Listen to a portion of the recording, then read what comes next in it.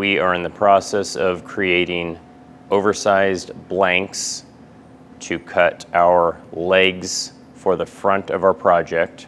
This blank will consist of 4 pieces face glued together. We currently have 8 pieces, 4 for each leg. The face of these pieces are in pretty good condition because I selected good lumber, but we still need to clean up the faces so that we have good gluing surfaces.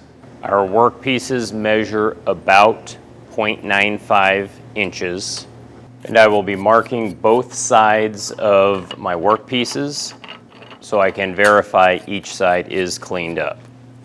And with our machine set to 0.95 inches, we can run the first face through the machine.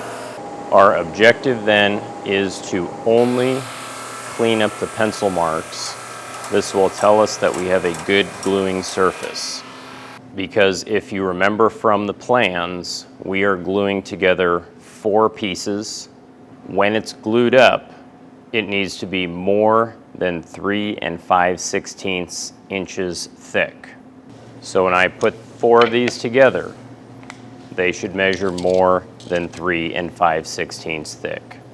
Additionally, when 4 of these are together, I'm going to make sure that everything looks good visually and that I don't see any major problems. Very small gaps should be able to be eliminated by clamping the boards together. Large gaps might be an issue. At this point, everything looks good. My work pieces measure a length of 24 inches. They have a width of 1 3/4 inches.